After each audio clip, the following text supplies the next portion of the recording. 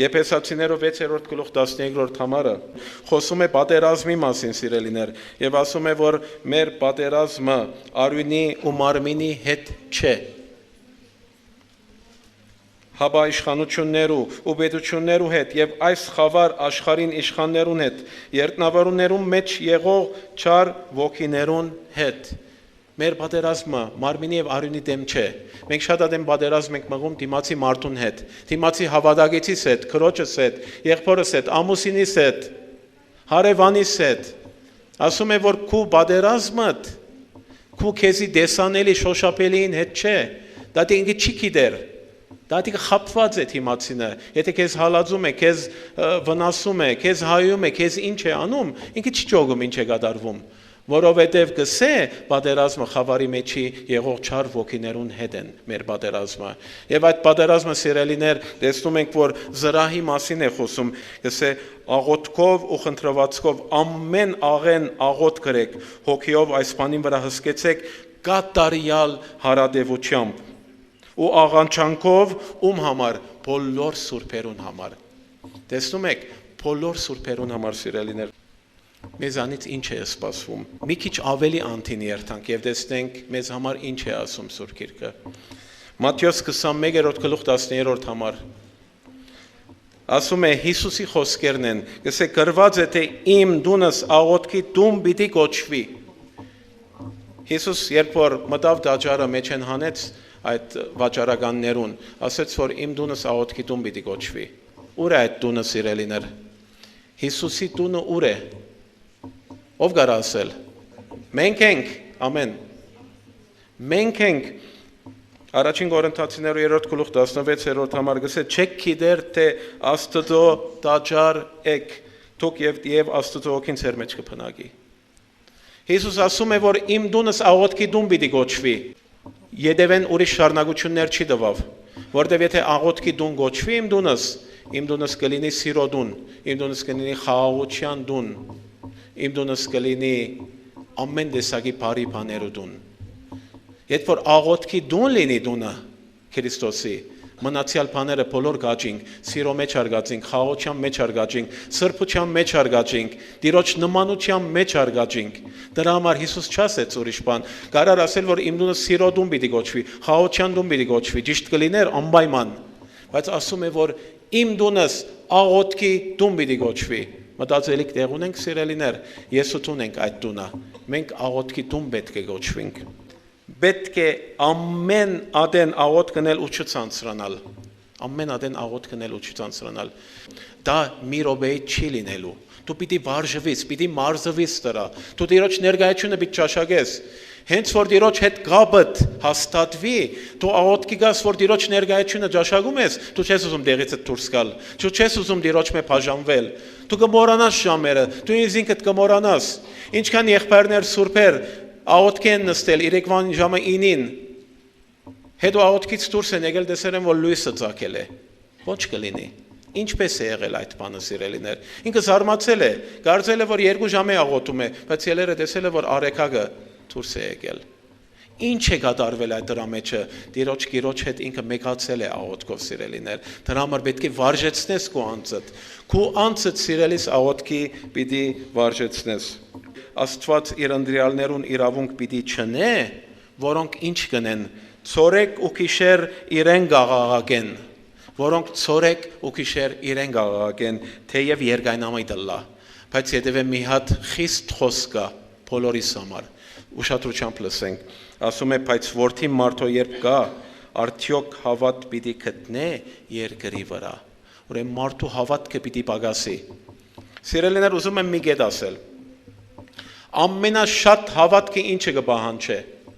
ամեն ինչից վեր աղոթքը։ Աղոթքը ամենաշատ հավատ կպահանջի, որովհետև երբ որ դու աղոթքով ձունգի գալիս ես աղոթելու, դու աչքերովդ ոչ մի բան չես տեսնում։ Դերը դիմացդ չէ։ Հիմա նայեք, եթե դերը քո դիմացդ նստած լինի, քո աչքերովդ Տիրոջ տեսնես, քո աչքերովդ դիմացդ դերը կայնա, ձունգել ես աղոթելու եւ դերը քո աչքերոդ արչև դիմացդ կայնել է։ Այդ ձունգ եկած դեղից դուրս կուքաս։ Դեղը ինչքան ադեմ որ դիմացդ կայնել է, Դու դեղիցդ կշարժես, չէ՞ թե հետը երկխոսության մեջ կմտնաս։ Համաձայնեք։ Չէ՞ թե կթողես կգնաս, գսես դերեմ, ուշացած եմ, երթամ, լողանամ, ընեմ։ Այդպես բան գսես տիրոջ, չես կարա։ Դու գսես խոսիլ իր հետը, որտեվ աչքերդ տեսնում է։ Իսկ աչքերդ որ չի տեսնում, շուտով ցանցրանում ես։ Ինչը դե բագաս, հավատքդ, որ դերը ներկա է աղոթքի տադենը։ Եթե դու հաստատ գիտես, որ դերը ներկա է աղոթքի տադենը քո դիմացդ եղածին պես, դու չես դժվարանար աղոթելու։ Դրա համար աղոթքը ամենամեծ արտահայտությունն է հավատքի։ Ով է ամենաիմաստուն մարդը, ով ուզում է իմաստուն լինել։ Բոլորս, մենք ուզում ենք իմաստուն լինել։ Հակոբոս առաջին գլուխ 5-րդ համար։ Իսկ եթե ցեզ մեկը իմաստությունը բացած է, թող խնդրե Աստծո, որ ամենուն արադաբես կուտա։ Ինչով ենք խնդրում աղոթքով, չէ՞։ Եթե իմաստությունը տրվում է աղոթքի միջոցով, ուրեմն ամենաիմաստուն մարդը ով է։ Հետևաբար աղոթող մարդն է։ Հետևաբար աղոթքը իմաստության դպրոցն է, սիրելիներ։ Քրիստոսի մարտեղությունը նայենք մի հատ։ Քրիստոսի մարտեղության ժամանակ մենք գիտենք, որ Հիսուս անդադար ինքը հաղորդության մեջ էր հորը հետ։ Եվ իր հաղորդությունը հորը հետ ինչ ուներ իբր հիմք աղոթքը։ Սուրբ Գիրքի բոլոր անձնավորություններում մեջ ոչ մեկը չի գա Քրիստոսի պես աղոթեց։ Քրիստոսի չափ աղոթեց եւ Քրիստոսի պես աղոթեց։ Ոչ մեկը չի գա, ավետարանները գարտացեք, նայեցեք Հիսուս ինչ էր։ Արավորնյան իրենք զարթնում էին, Հիսուսը չի գար, անավատ տեղը աղոթում էր։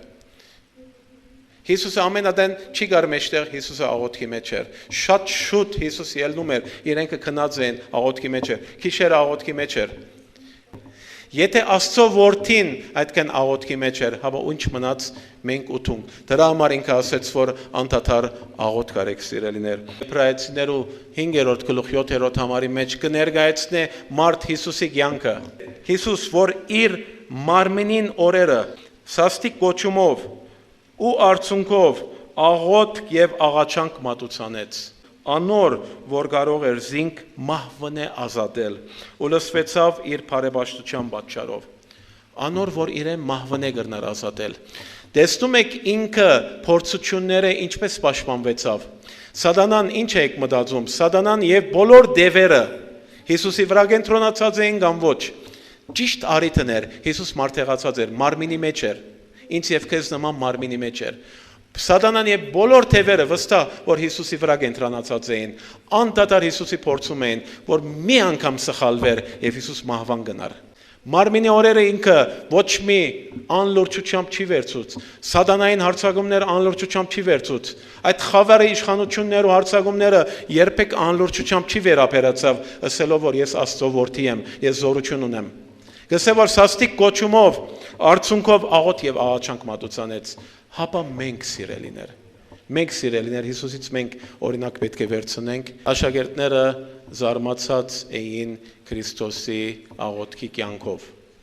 Եվ աշակերտները չի ասում ոչ միտեղ, որ Հիսուսի մոտեցան եւ ասեցին, որ Հիսուս մեզի քարոզել սովորեցուր, Հիսուս մեզի հրաշներ կործել սովորեցուր։ Ոչ մեկ այդպեսակ բան չի արծուց իրեն։ Բայց ասին, որ Ղուկաս 11-րդ գլուխ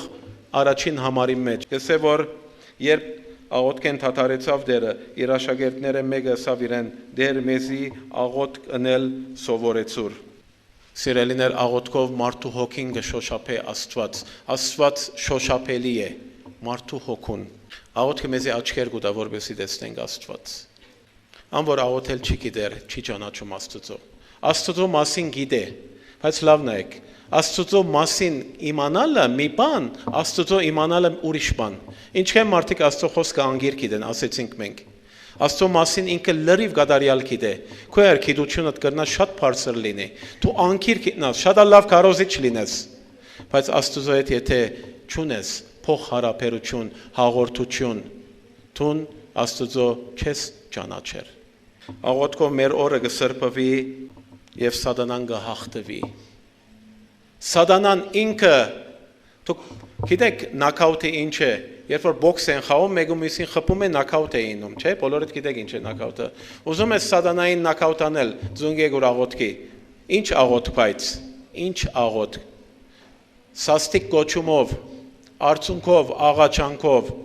աղոթքը, չերմերանտ աղոթքը, սատանային նաքաուտ է անում սիրելիներ։ Աստված ամեն տեսակի աղոթք չի լսում, այդպես բարդականություն, իբր բարդականություն գաս, 3 հատ հայրմեր ասես կնաս, այդ աղոթքը չի լսվում։ Բայց չերմերանտ, սաստիկ կոչումով, արցունքով, աղաչանքով, պահանջ է, պետք է մղված այդ աղոթքը անգարելի է, որ Աստված չի լսե, համապատասխան, անգարելի է։ Ամեն քիրքը մեզ սովորեցնում է, որ Աստված աղոթք լսող Աստված է սիրելիներ։